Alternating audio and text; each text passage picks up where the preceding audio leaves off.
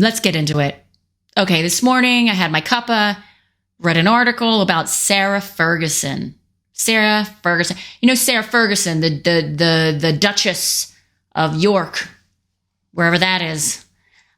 She had an interview with People magazine and basically said, so she adopted the Queen Elizabeth, the late Queen Elizabeth's two corgis, two adorable corgi pups.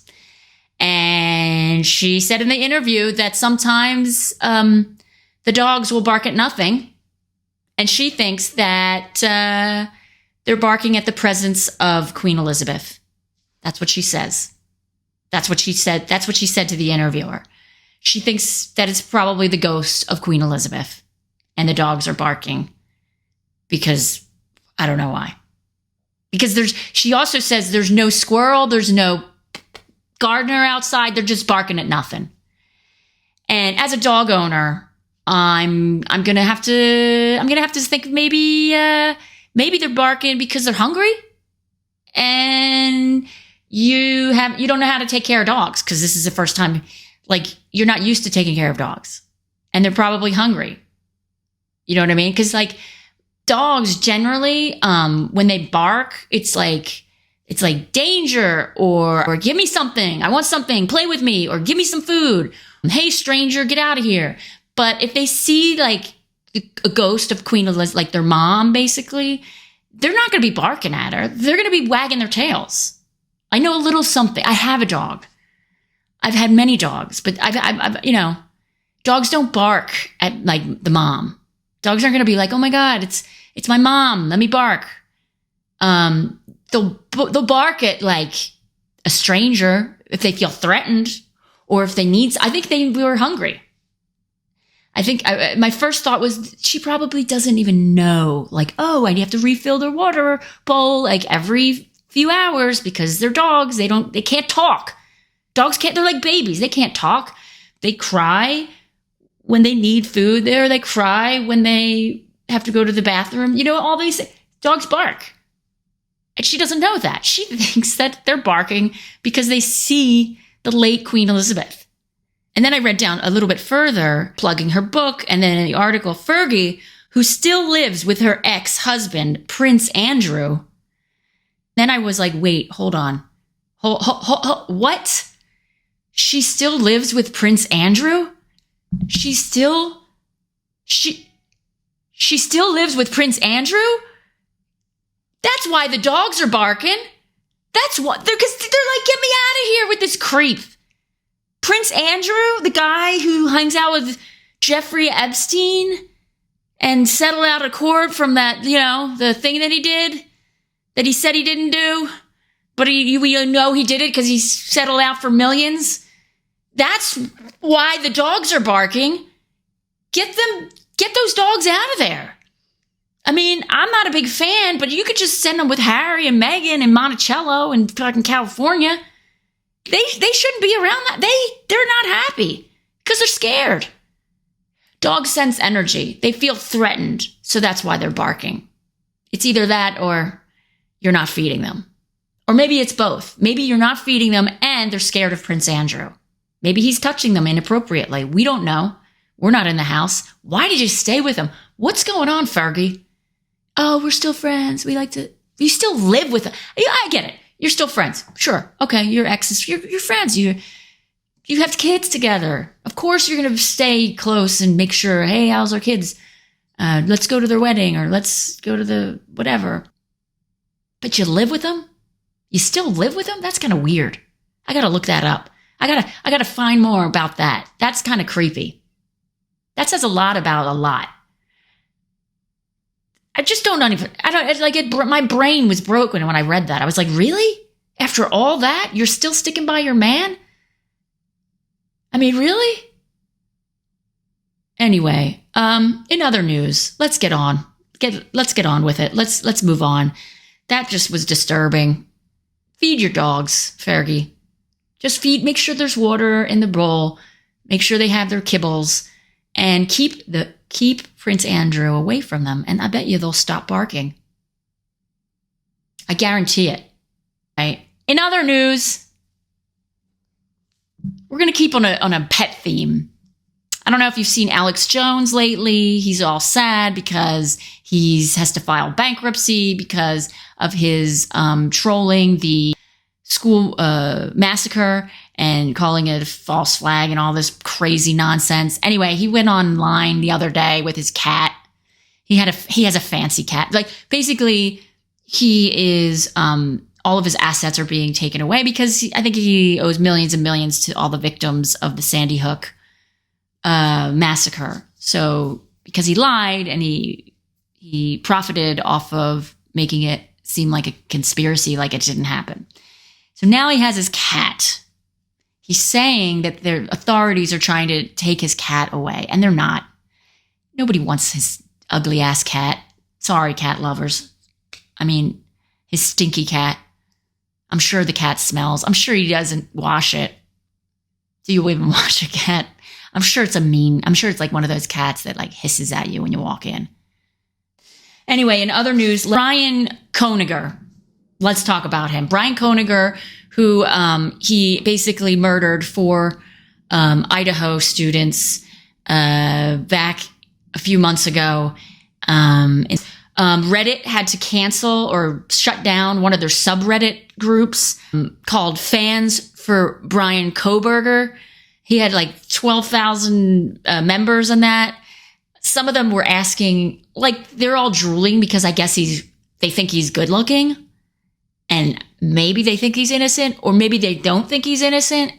And they still are, like, I'm telling you, humanity, we are just a broken shell of pieces of shits. I mean, really. So, and then apparently there's like a huge Facebook private group where he's just, everybody loves him. Everybody thinks he's great. Some people think he's innocent, and the people who don't think he's innocent, they still love him because I guess I don't know. But pretty much everybody's disowned him and his family. Like, I think they all know that he did it. I mean, they have his DNA on the knife. There's this whole subgroup of women who just go and follow psychopaths. Like, take for instance, Charlie Manson. He had huge fans. I think he got married when he was in prison. That reminds me of an old joke that I used to do back in the day. People who marry serial killers on death row. Because they all get fan mail. They all get love letters. They all get, like, I don't know, FaceTime with them, on the jail cell phone or something.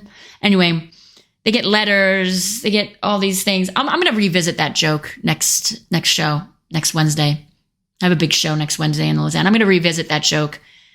I'm pretty sure I used to do, this was a long time ago, a joke about how women who fall in love with serial killers on death row, and how they justify it, how they think that he's innocent, or, I think that's a funny joke. I'm going to revisit it, and I'm going to see how it goes. And if it goes well, I'll post it here, next week. But yeah, so apparently this guy, this Brian Koeniger, he followed all the 3 victims, the girls. They had 3 girls, 1 guy, one random dude in the house, and he had to go.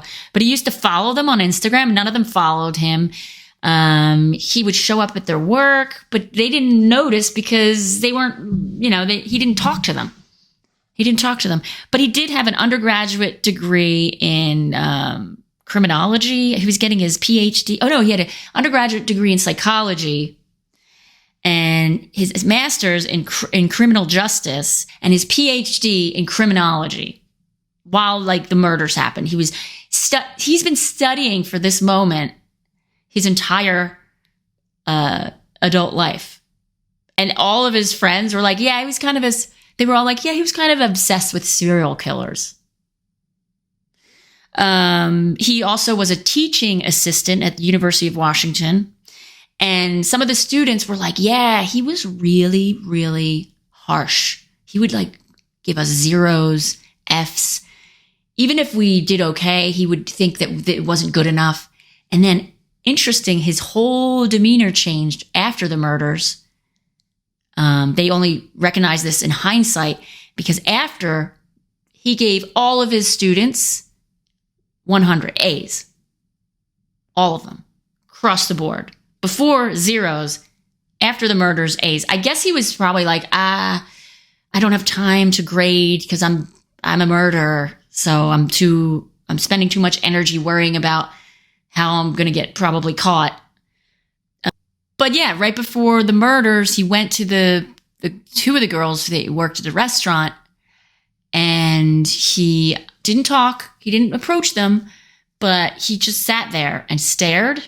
Apparently he stares a lot. He's like a big starer. And he didn't talk to them. He didn't approach them, but he did order a vegan pizza. So there you go. He's a vegan. 2 and 2.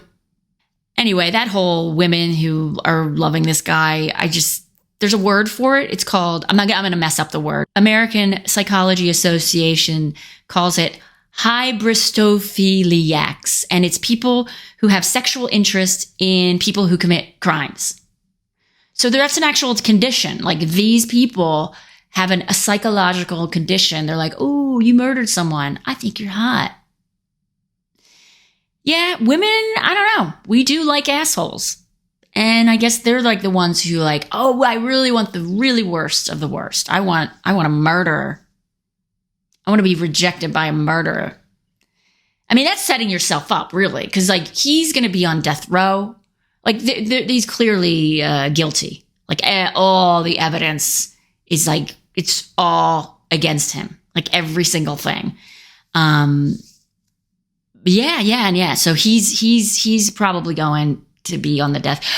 Right. So Idaho, where he's being tried, they don't have like the electric chair. They have firing squad, death by gun. That's got full circle, right? I mean, he studied this his whole life. He should have known. He studied it. That's what I call karma.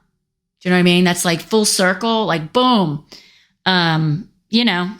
His friends said he had anger issues. I mean, he studied psychology, criminal justice, criminology. He got his PhD. He was getting his PhD in criminology. He was committed to this life. I mean, he really, anyway.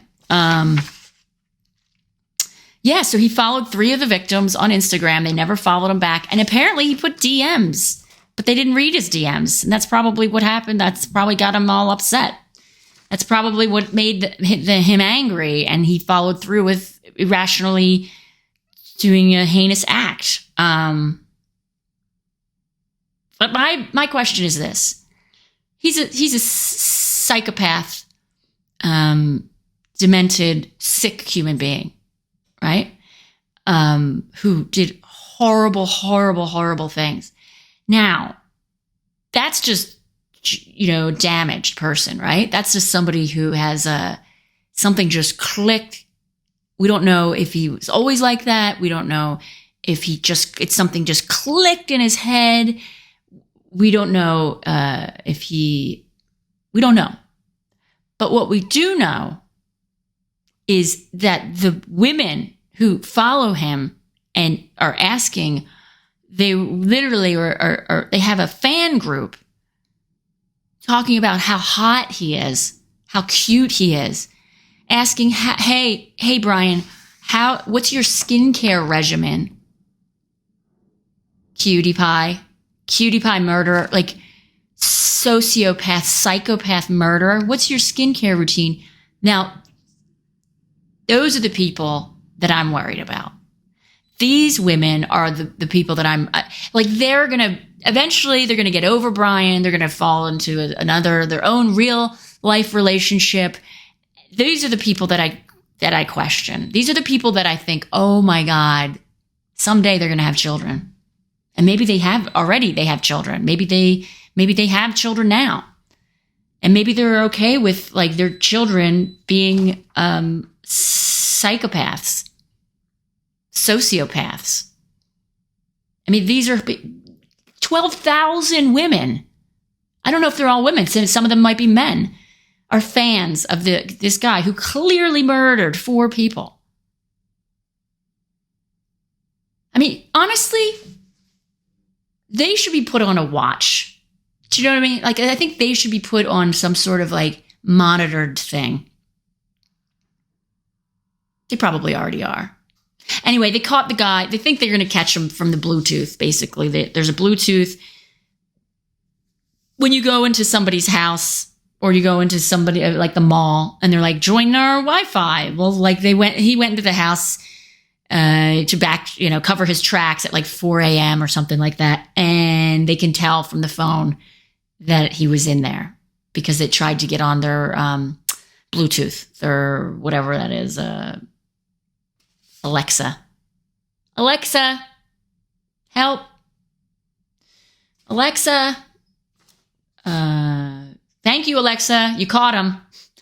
Yeah, I know. I'm not a big fan of Alexa. I mean, my daughter has one, but I don't use it. I don't know. But Alexa is going to catch the murderer. It looks like it. Anyway.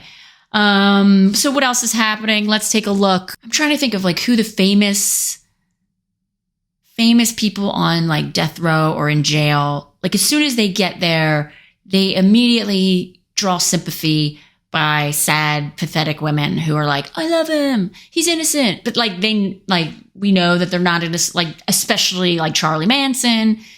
Although I haven't talked about Peggy for a while. She thinks that he was a government mind-controlled agent. This is her take on it. He was actually recruited by the CIA, and he actually was the one who programmed, like brainwashed all of his followers and committed the Charlie Manson murders up in the Hollywood Hills. Anyway, that's what Peggy says. Peggy says that it wasn't really Charlie Manson, it was the CIA. But why would the CIA want to damage, who was it? It was Sharon Tate.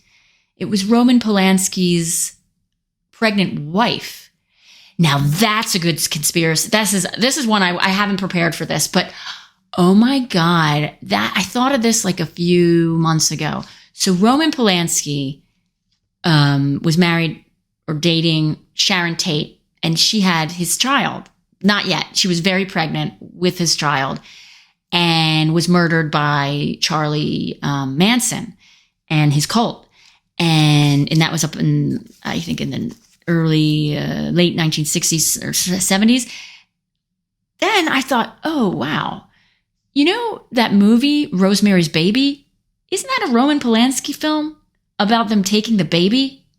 Like this whole thing smells of ritual, I don't know, Illuminati kind of stuff. But if you think about it, I'm going to look this up. Rosemary's Baby was when, I'm going to look this up. This is interesting. 1968. And it was a film that was released in 1968. And it starred Mia Farrow. I remember that. Oh my God, it was so awful. Her poor baby. Anyway, and Roman Polanski directed it. Oh my God, there seems to be a theme. Prince Andrew and Roman Polanski. Anyway, let's take a look. Sharon Tate, a year later, 1969, she died. She was murdered. And she was married to Roman Polanski. And I don't know. There's something there. I'm going to ask Peggy. I'm going to revisit this with you guys later. I can't really get into it because I can't speculate. I need to get all the facts. And I also need to talk to Peggy. And I don't know if you noticed, I have a new backdrop because my teenage daughter said the other one was horrendous. No, those are her words. It's horrendous, Ma. And so I ordered a new backdrop. And let me know what do you think? Do you like the old one better? Do you like this one? Anyway, that's it for today, and I'll see you next week.